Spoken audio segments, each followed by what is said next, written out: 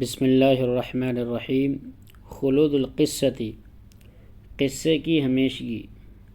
ولیکن القصۃ بعد ان جمعت بین البطلین، اور لیکن قصہ بعد ان جمعت، بعد اس کے کہ اس نے جمع کر دیا بین البطلین، دو ہیرو کو۔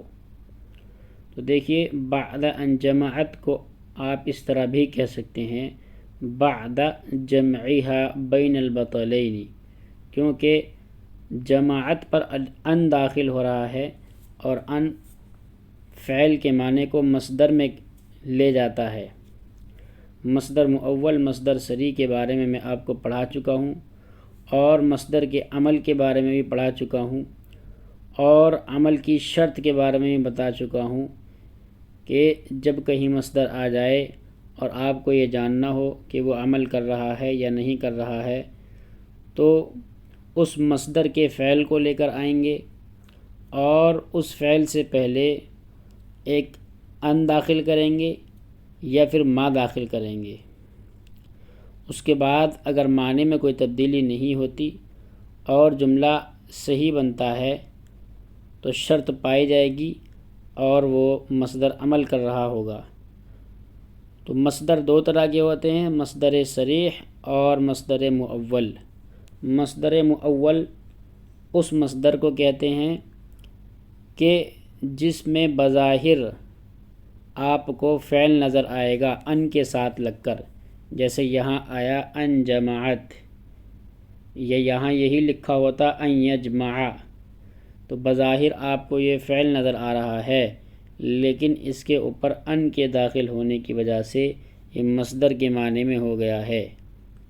تو ایسے مصدر کو کہ جو اپنی ہیئت پہ باقی نہ رہے بلکہ فعل میں تبدیل ہو جائے اور ان کے آنے کی وجہ سے مصدر کے معنی دیتا ہو، ایسے مصدر کو مصدر مؤول کہتے ہیں۔ اور مصدر صریح اس عام مصدر کو کہتے ہیں، جیسے ہم کہیں بعد جمعها بین البطلین۔ تو چاہے آپ یہ لکھیے چاہے وہ لکھیے، دونوں درست ہیں۔ ولیکن القصۃ، لیکن قصہ بعد ان جمعت، بعد اس کے کہ اس نے جمع کر دیا بین البطلین، دو ہیرو کو، یا بعد جمعها، جمع کرنے کے بعد دو ہیرو کو، قصہ جمع کرنے کے بعد دو ہیرو کو، اعنی میرا مطلب ہے الطنبوری وحذاءہ، تنبوری اور اس کے جوتے، یعنی بطل سے مراد، بطلین سے مراد تنبوری اور اس کے جوتے ہیں۔ تو دیکھیے یہ والی جو عبارت ہے بعد ان جمعت بین البطلین اعنی الطنبوری وحذاءہ، یہ پوری کی پوری عبارت ایسی ہے کہ جو صرف وضاحت کے لیے آئی ہے، عبارت میں اس کا کوئی درجہ نہیں ہے، نہ کوئی خاص اعراب ہے۔ تو اصل عبارت ہے ولیکن القصۃ اصبحت غایۃ فی الفکاہۃ والامتاع، لیکن قصہ اصبحت ہو گیا غایۃً، دیکھیے غایۃً آتا ہے اور اس کے بعد حرف جر کے ساتھ مل کر مصدر آتا ہے۔ یہ ایک تعبیر ہے اور بہت ہی اچھی تعبیر ہے، اصبحت غایۃً فی الفکاہۃ والامتاع، اس کا ترجمہ ہوگا کہ قصہ ہنسی مذاق اور لطف اندوز کرنے میں انتہا کو پہنچ گیا۔ یہ دوسرا ترجمہ ہوگا فعل والا، یہ تو مصدری ترجمہ تھا، دوسرا ترجمہ ہوگا کہ یہ قصہ انتہائی لطف اندوز کرنے والا اور انتہائی مذاقیہ بن گیا۔ یہ ایک اچھی تعبیر ہے، اس کو آپ نوٹ کر لیجئے کاپی پر اور اپنے جملوں میں استعمال کرنا۔ یہ تعبیر لائی جاتی ہے کسی چیز کی وصف بیان کرنے کے لیے مبالغہ کرتے ہوئے، جیسے یہاں ہوا کہ یہ قصہ غایۃً فی الفکاہۃ والامتاع، ہنسی مذاق اور لطف اندوز کرنے میں انتہا کو پہنچ گیا۔ تو اس قصے کی صفت بیان کی جا رہی ہے مبالغہ کرتے ہوئے۔ صفت کیا ہے کہ یہ قصہ انتہائی لطف اندوز کرنے والا اور ہنسی مذاق کرنے والا ہے۔ آپ اس کو اپنے جملے میں اس طرح استعمال کر سکتے ہو جیسے یہ کہا جائے کہ زید انتہائی خوبصورت ہے، تو ہم کہہ سکتے ہیں زید غایۃ فی الجمالی۔ تو زید کی جس وصف کو ہم مبالغے کے ساتھ بیان کر رہے ہیں وہ فی کے بعد آئے گی مصدر کی صورت میں، باقی چیزیں اپنی جگہ جوں کی توں رہیں گی۔ عامر انتہائی بدصورت ہے تو کہیں گے عامر غایۃ فی القباحۃ۔ میں انتہائی پیاسا ہوں، انا غایۃ فی العطش۔ وہ انتہائی جاہل ہے، ہوا غایۃ فی الجہالۃ۔ اس طرح سے اس کا استعمال ہوتا ہے، بہت ہی عمدہ تعبیر ہے، اس کو آپ محفوظ کر لیں۔ فقد استطاع التنبوری وحذاؤہ مجتمعین ان یخلق فیہا عن غیر عمد جوا بدیعا من السخریۃ البارعۃ والفکاہۃ المستملحۃ۔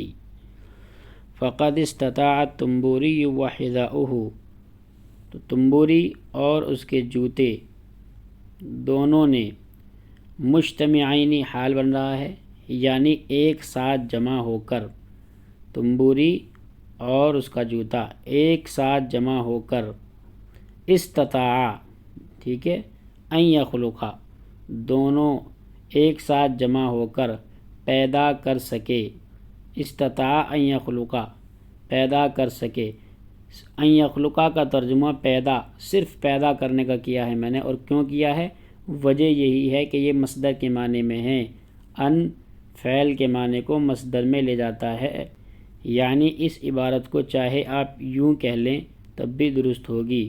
فقد استطاع التنبوری وحذاؤہ مجتمعین الخلق، الخلق، ٹھیک ہے، الخلق کے معنی میں یہ آ جائے گا۔ فیہا عن غیر عمد، تو تنبوری اور اس کے جوتے مجتمعین، دونوں مل کر استطاع ان یخلقا، پیدا کر سکے، فیہا قصے کے اندر، عن غیر عمد، بغیر ارادے کے، یہ حال بن رہا ہے، کیا پیدا کر سکے؟ جوًا بدیعاً، ایک انوکھی فضا، جوًا بدیعاً، ایک انوکھی فضا۔ کس چیز کی انوکھی فضا؟ من السخریۃ البارعۃ والفکاہۃ المستملحۃ، باکمال مذاق، باکمال اور عمدہ و پرکشش ہنسی مذاق کی ایک انوکھی فضا پیدا کر سکے۔ اب یہاں یہ یاد رکھیے کہ السخریۃ البارعۃ الفکاہۃ المستملحۃ، یہ دو جملے آئے ہیں موصوف صفت کے۔ دیکھیے یہ کتاب زبان سکھانے کے لیے لکھی گئی ہے، صرف قصہ سنانا مقصد نہیں ہے بلکہ زبان پڑھانا مقصد ہے، اسی لیے اس کتاب میں جگہ جگہ ایک لفظ کے ساتھ اس کے مترادف بھی ذکر کیے گئے ہیں تاکہ زیادہ سے زیادہ کلمات بچوں کو یاد ہو جائیں۔ کسی لفظ کی ایک صفت کے ساتھ 3 4 صفتیں ذکر کی گئی ہیں تاکہ بچے کو زبان آ جائے۔ ایسے ہی یہاں ہوا، من السخریۃ البارعۃ والفکاہۃ المستملحۃ، دونوں کا اگر نتیجہ نکالو گے تو الگ الگ ترجمہ کرنے کی ضرورت نہیں ہے، صرف اتنا کہہ دینا کافی ہے کہ عمدہ اور پرکشش ہنسی مذاق کی ایک انوکھی فضا وہ دونوں پیدا کر سکے مل کر، صرف اتنا کہہ دینا کافی ہے۔ باقی الفاظ یہاں آئے ہیں، یہ اس لیے دیے گئے ہیں تاکہ آپ لغت میں ان کے معنی دیکھیں اور محفوظ کر لیں اور موقع محل کے لحاظ سے استعمال کریں۔ والمفارقات العجیبۃ، دوبارہ ترجمہ کر لیتے ہیں۔ تنبوری اور اس کا جوتا دونوں مل کر قصے کے اندر بغیر ارادے کے پیدا کر سکے ایک انوکھی فضا، باکمال، عمدہ اور پرکشش مذاق کی اور عجیب و غریب جدائیوں کی، ایسی جدائیاں التی ضمنت بقاءہا، التی ضمنت التی ضمینت، ضمینت کے اندر جو ضمیر ہے وہ لوٹے گی المفارقات العجیبہ کی طرف کہ جن عجیب و غریب جدائیگیوں نے ضمانت لے لی، بقاءہا قصے کے باقی رہنے کی، مئات من السنین سینکڑوں سال، وستضمن لہا البقاء مئات اخرى اور آگے بھی ضمانت لے گی لہا قصے کی، کیا ضمانت لے گی؟ البقاء کہ وہ باقی رہے گا، مئات من السنین سینکڑوں دوسرے سالوں تک بھی۔ تو اب دیکھیے البقاء کا میں نے ترجمہ کیا کہ وہ باقی رہے گا، کیونکہ البقاء مصدر ہے کس کا؟ بقیہ یا بقا سے۔ مصدر کس طرح عمل کرتا ہے اس پر میں نے ویڈیو بنا رکھی ہے، یوٹیوب چینل پر جا کر دیکھ لیں اگر آپ نے نہیں دیکھی ہے تو۔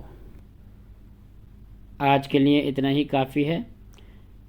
ہم کچھ دن تک جب تک بنیادی چیزیں کور نہیں ہو جاتی، بنیادی تعبیرات اور بنیادی قواعد کور نہیں ہو جاتے، تب تک ہم تھوڑا تھوڑا قصہ پڑھیں گے، اس کے بعد انشاءاللہ رفتار پکڑیں گے۔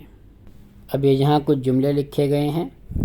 غایۃ فی، یہ تعبیر آئی تھی، اس سے کم 5 جملے بنانے ہیں اور مجھے واٹس ایپ پر چیک کرانے ہیں۔ واٹس ایپ نمبر آپ کو ڈسکرپشن میں مل جائے گا۔ نیچے یہ 4 جملے اور ہیں، بلکہ یہ اصل میں 2 ہی جملے ہیں، آپ غور کیجئے اور مجھے بتائیے ان میں کیا فرق ہے، کیا دونوں کے معنی سیم ہوں گے یا الگ الگ ہوں گے، اس پر آپ کو غور کرنا ہے۔ اور اگر آپ کے یہ سمجھ میں آ جاتا ہے تو اس پر بھی 5 جملے بنائیں، ایک مرتبہ مصدر صریح سے اور ایک مرتبہ مصدر مؤول سے، انشاءاللہ بہت مفید ہوگا۔